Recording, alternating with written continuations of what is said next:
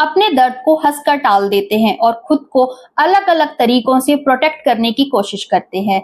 पर मजे की बात यह है कि सबको आपके रिएक्शंस नॉर्मल लगते हैं, बट एक्चुअल में ये आपके अनकॉन्शियस माइंड का एक गेम भी हो सकता है जो आपको इमोशनली प्रोटेक्ट करना चाहता है। आप इंटरनली इमोशनली वीक हो, बट वो आपको सबके सामने emotionally and mentally strong present करता है। Let's decode your minds protection tricks and understand some psychological concept of defense mechanism. So, hello everyone, welcome back to Vyom Counseling Services. आज हम बात करेंगे टॉप 10 साइकोलॉजिकल डिफेंस मैकेनिज्म के बारे में जो आपकी लाइफ को, आपके बिहेवियर को साइलेंटली कंट्रोल करते हैं। सो आज का वीडियो एंड तक जरूर देखिएगा और अपने आप को रिलेट करने की कोशिश कीजिएगा। So let's get started. Number 1 is denial. इस तरह के डिफेंस मैकेनिज्म में you refuse to accept the reality just because you want to avoid the emotional pen.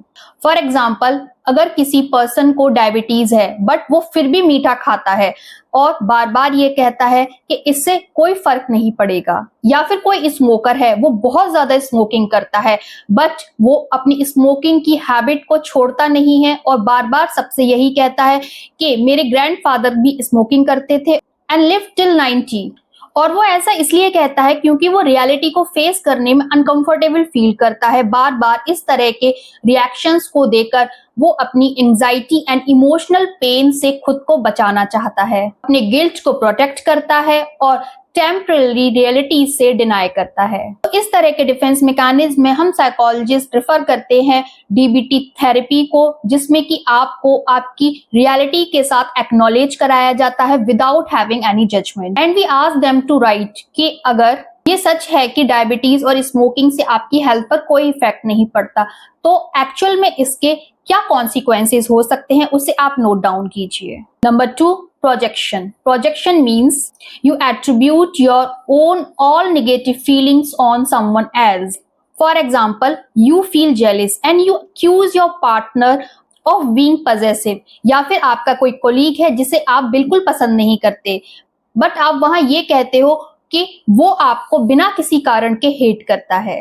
And do you know why it happens?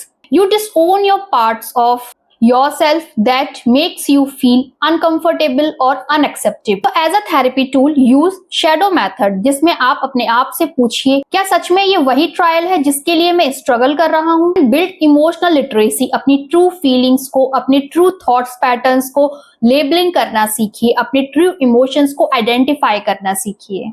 Number 3, rationalisation means false reasons. आप false logical excuses create करते हो just to justify your uncomfortable behaviour pattern. For example, मुझे ये job इसलिए नहीं मिली क्योंकि मैं इस जॉब के लिए ओवर क्वालिफाइड हूँ, या फिर अगर मैं एग्जाम में फेल हो गया या फिर मेरे मार्क्स कम आए तो वो टीचर की मिस्टेक है, उसने ठीक से नहीं पढ़ाया। आप ये एक्सेप्ट नहीं करते कि आप उस एग्जाम के लिए प्रिपेयर्ड नहीं थे, आपने ठीक से स्टडीज नहीं की। Why it happens? Because it protects your self-esteem and avoid the shame. Just ask yourself कि ये जो भी रिजल्ट आया है क्या सच में उसमें मेरा कोई रोल नहीं है?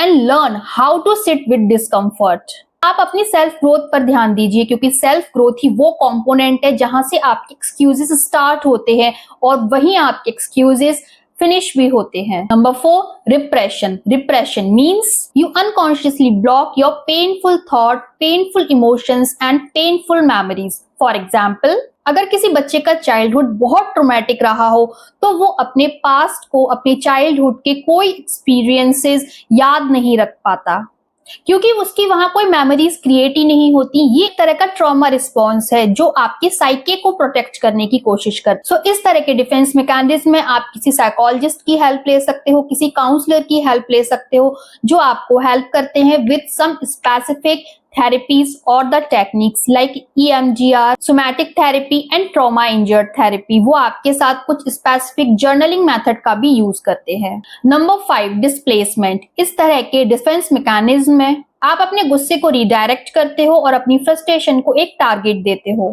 फॉर एग्जाम्पल, अगर आपके वर्क प्लेस पर या ऑफिस में बॉस ने आपसे कुछ कह दिया तो आप घर आकर बच्चों को और वाइफ को डांटना स्टार्ट कर देते हो, या फिर आसपास जो चेयर है, टेबल है, आप उसको किक करना स्टार्ट कर देते हो। कुछ एक्यूट केसेस में ऐसा भी पाया जाता है कि आप वहां कुछ तोड़फोड़ करना भी स्टार्ट कर देते हो, because it's a direct expression towards a actual source of feel unsafe. इस कंडीशन में आप पॉज मेथड का यूज करेंगे। जब भी आपको ऐसा कुछ भी रिएक्शन आ रहा है तो आप वहां कुछ सेकंड्स का पॉज लीजिए और अपने आप से पूछिए, why I am feeling overwhelmed. Healthy outlets का यूज कर सकते हैं, आप एक्सरसाइज कर सकते हैं, आप इफेक्टिव डायरेक्ट कम्युनिकेशन कर सकते हैं और असर्टिविटी को यूज करके अपनी एनर्जीज को चैनलाइज कर सकते हैं।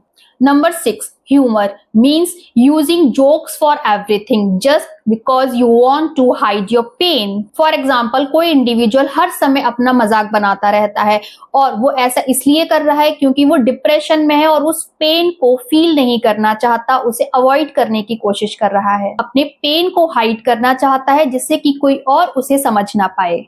या फिर अभी रिसेंटली किसी का ब्रेकअप हुआ है और वो बार बार यही कहता है कि मैं तो बना ही सिंगल रहने के लिए हूँ, मुझे सिंगल ही रहना है।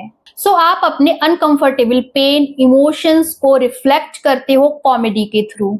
सो it's a way to connect without exposing vulnerability. So here you just ask yourself that कि मैं क्यों हंस रहा हूँ, क्या मैं कुछ अवॉइड करना चाहता हूँ या फिर मैं कुछ छुपा रहा हूं। और इस कंडीशन में आप अपने इमोशंस को सेफली एक्सप्रेस करना प्रैक्टिस कर सकते हो, अपने सेफ सर्कल में या अपने ट्रस्टेड इंडिविजुअल्स के साथ अपनी फीलिंग्स को शेयर कर सकते हो और इस तरह के डिफेंस मैकेनिज्म को यूज करना कम कर सकते हो। Number 7, intellectualisation mean you avoid emotions by over analyzing the situations. For example, अगर किसी इंडिविजुअल का रिसेंटली ब्रेकअप हुआ है तो वो रिलेशनशिप स्टैटिस्टिक्स के बारे में ज्यादा बातें करता है, अटैचमेंट थ्योरीज के बारे में सबसे ज्यादा बातें करता है और वो ऐसा इसलिए कर रहा है क्योंकि उसे ऐसा लगता है कि सोचने से ज्यादा फील करना सेफ है। सो वो सैड होना प्रेफर नहीं करता, वो उस समय एनालाइज करना प्रेफर करता है।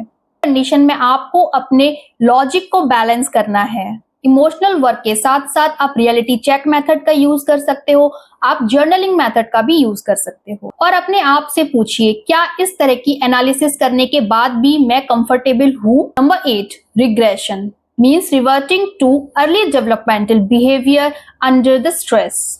फॉर एग्जाम्पल, कोई एडल्ट है, वो बहुत ज्यादा बच्चों की तरह टैंट्रम कर रहा है, सामान को इधर से उधर फेंक रहा है, अपने आप को बहुत हेल्पलेस फील कर रहा है और बार बार फ्रस्ट्रेट हो रहा है।